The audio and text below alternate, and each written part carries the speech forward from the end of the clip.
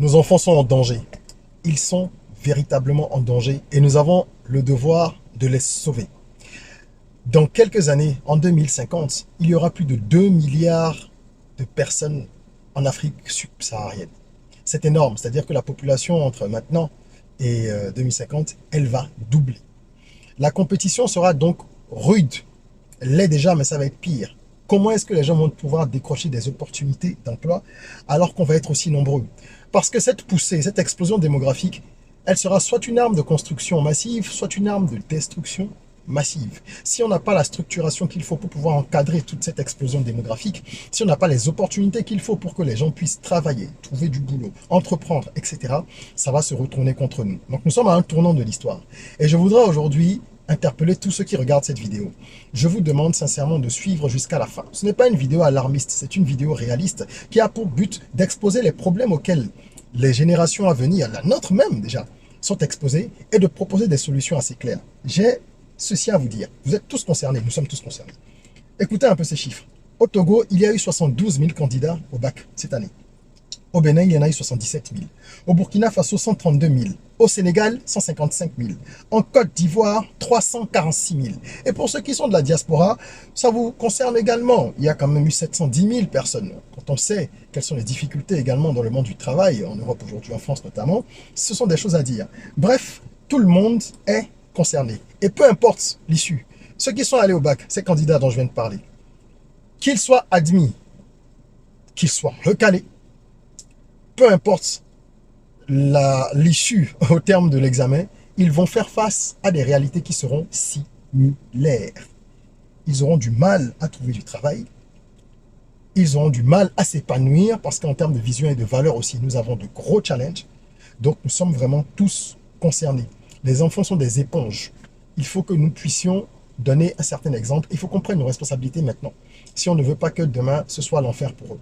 Je vais donc dans cette vidéo évoquer quelles sont les véritables difficultés et les véritables menaces qu'il y a et proposer des solutions de mon point de vue.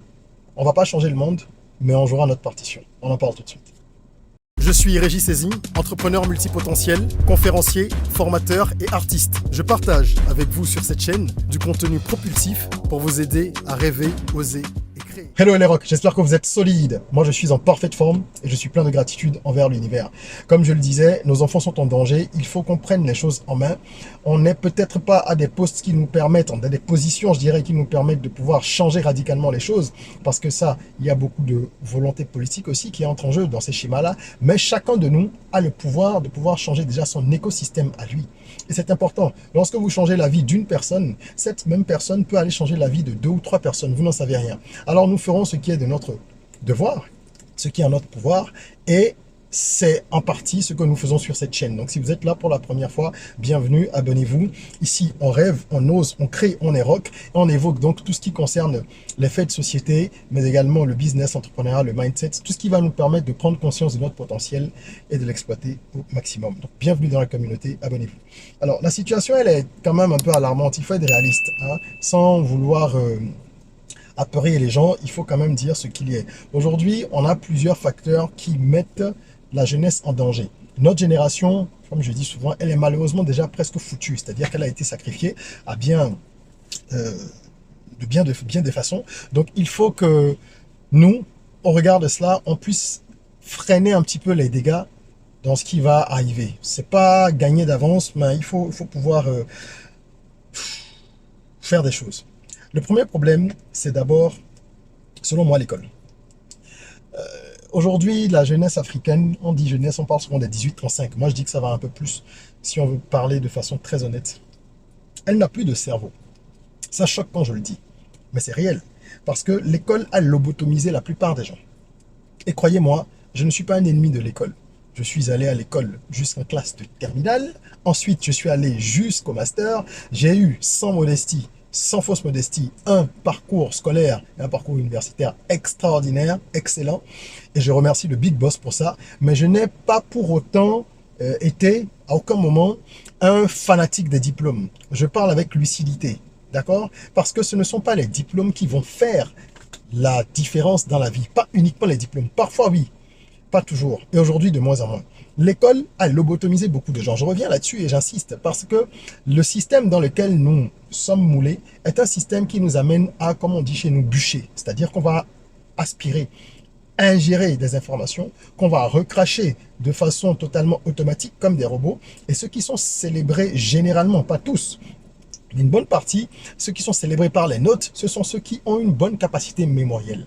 Mais ce n'est pas des gens qui ont toujours une capacité d'analyse pointue, ce n'est pas des gens qui vont pouvoir démêler des situations complexes dans leur vie, de tous les jours, la vie courante.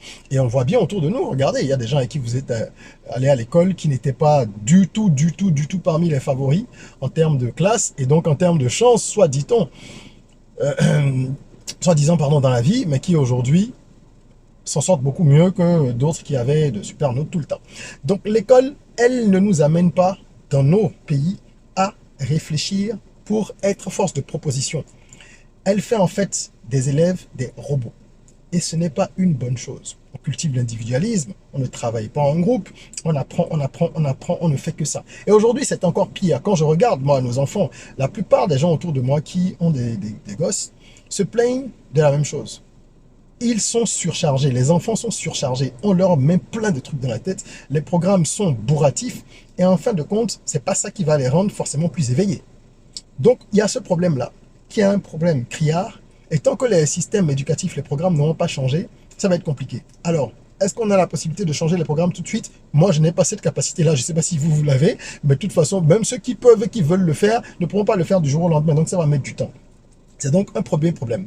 Le second problème grave, la seconde menace très très grave, qui pour moi est encore plus grave que la première, qui pèse sur la tête de toute la jeunesse africaine, c'est justement l'absence de valeurs. Les valeurs sont en train de se perdre complètement. Quand vous regardez dans la société et sur les réseaux sociaux, regardez un peu les conversations qui mobilisent l'intérêt. Regardez un peu. C'est toujours des histoires de buzz. C'est toujours des histoires, comme on dit, de Congo-ça. C'est toujours des commérages.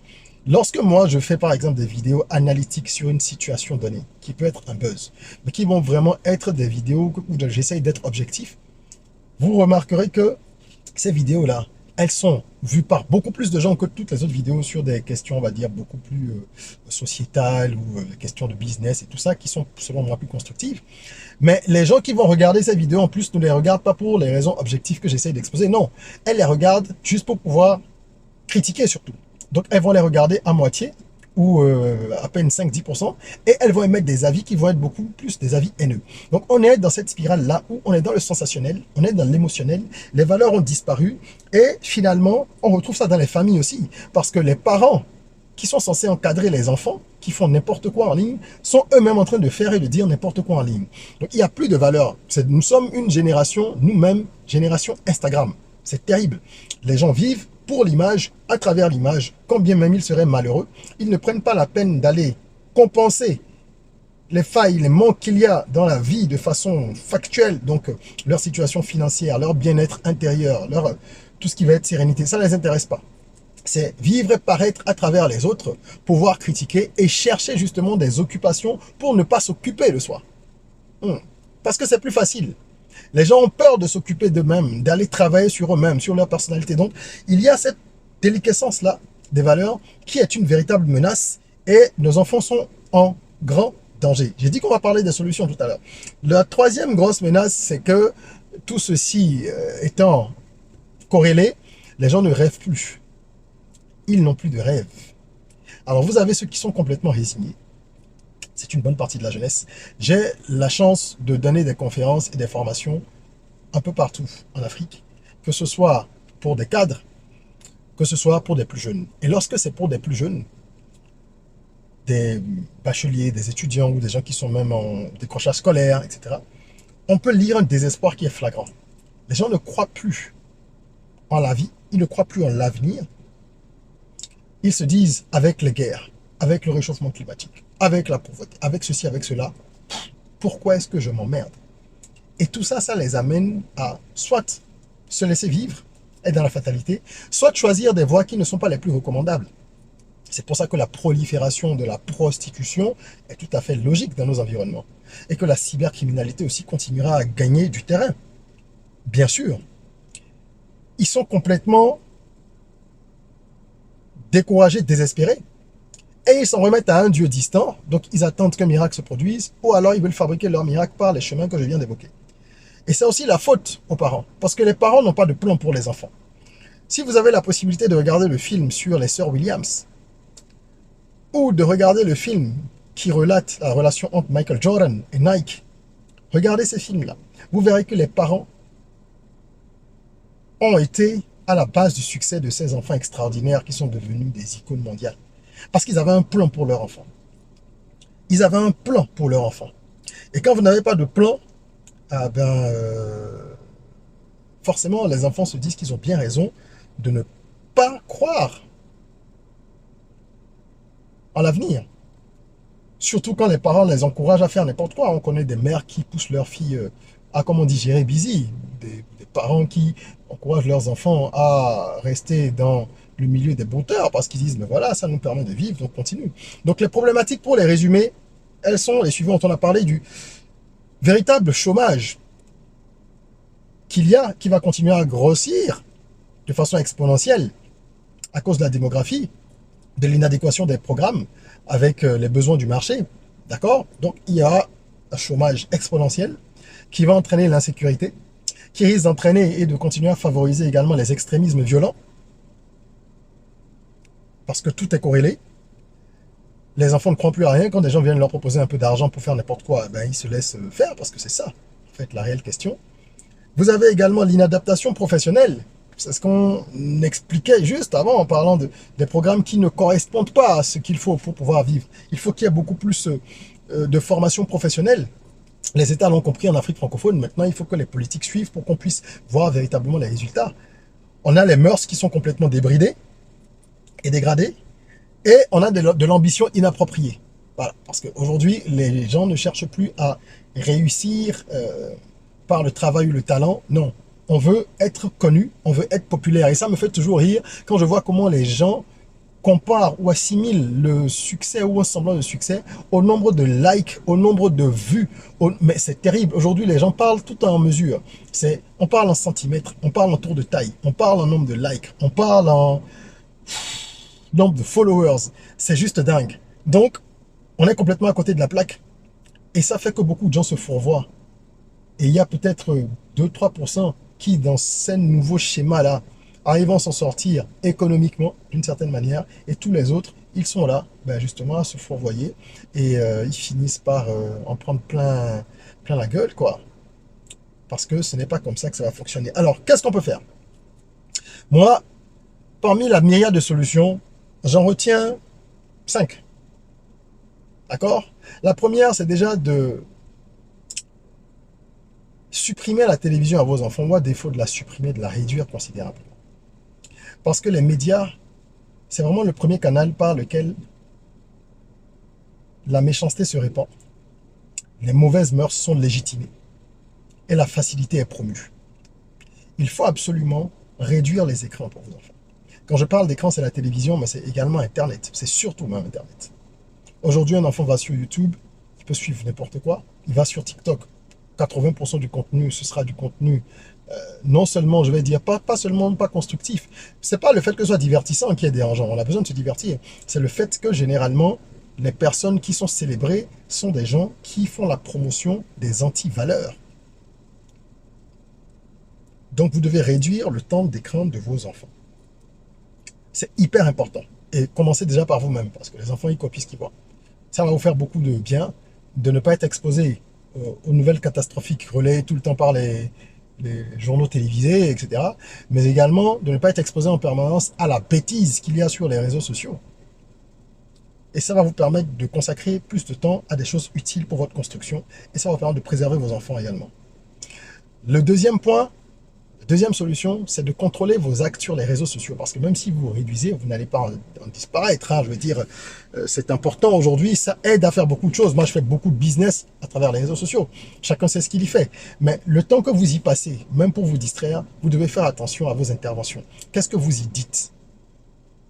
Je suis toujours très choqué par la quantité de personnes, pourtant supposément intelligentes, qui laissent des commentaires injurieux, qui évoquent des questions d'intimité personnelle, qui font preuve de vulgarité ostentatoire sur les réseaux sociaux, alors que leurs propres enfants vont y être dans quelques années, où ils sont déjà pour certains, et vont lire tous leurs commentaires. Rien de ce que vous mettez sur Internet ne disparaît. Même si vous le supprimez, c'est quelque part et c'est toujours consultable. Et les gens ne semblent pas le comprendre.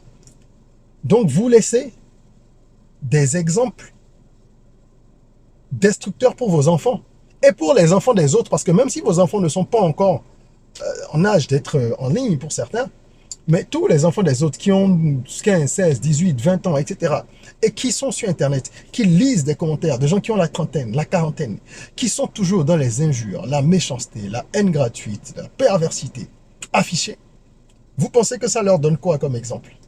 Aucun de nous n'est parfait. Je ne suis pas un saint. Hein. Je ne suis pas un saint. Ceux qui me connaissent vous diront qu'en privé, je suis évidemment comme tout le monde, avec mes failles, avec mes vices, avec tout ce qu'un être humain a. Mais ce n'est pas sur les réseaux sociaux que je vais aller exposer tout ça, parce que je sais que mes actes ont un impact sur la communauté. Et qui que vous soyez, vous pouvez penser que personne ne vous suit. C'est faux. Il y a des gens qui vont s'inspirer de ce que vous faites, que ce soit bien ou moins bien.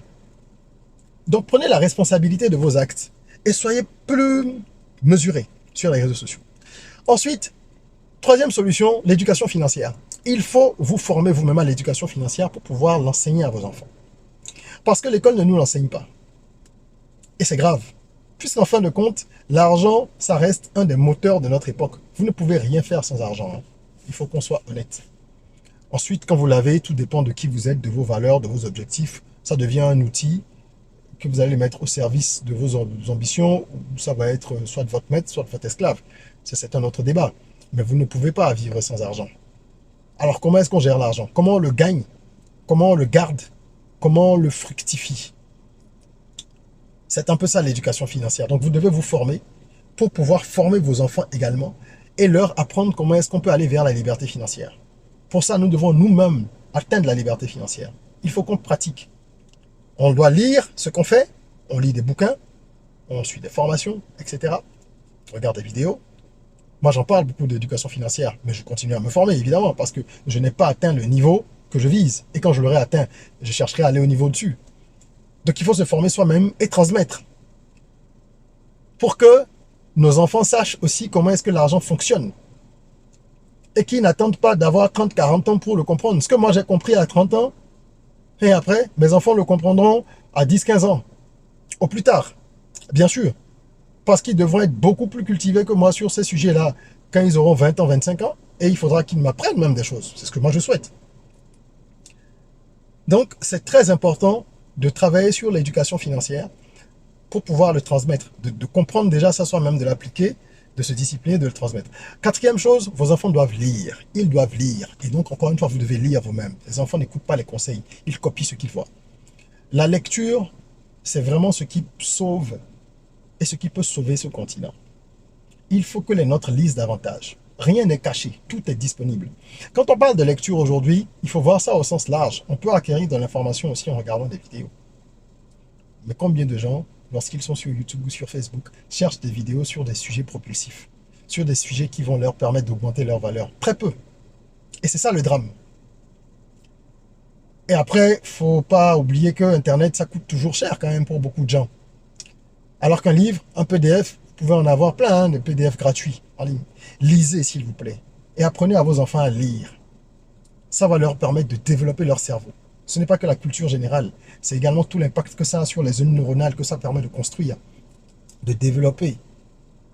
Hein, l'imagination, que ça stimule et tous les bénéfices de la lecture. Donc faites-le et invitez vos enfants à le faire.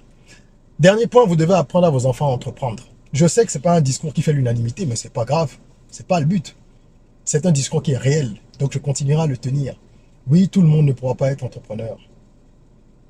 Mais tout le monde a intérêt à regarder ça quand même un petit peu parce que la grande majorité des générations à venir sera contrainte d'entreprendre. L'État n'embauche plus comme avant. Hein. Toutes les entreprises font de l'optimisation. Avec l'intelligence artificielle, il y a beaucoup de postes qui vont disparaître. Et même les postes qui ne disparaîtront plus. Là où on avait besoin de 5 personnes, ben on aura 2 personnes. Donc beaucoup de gens vont devoir créer de la valeur.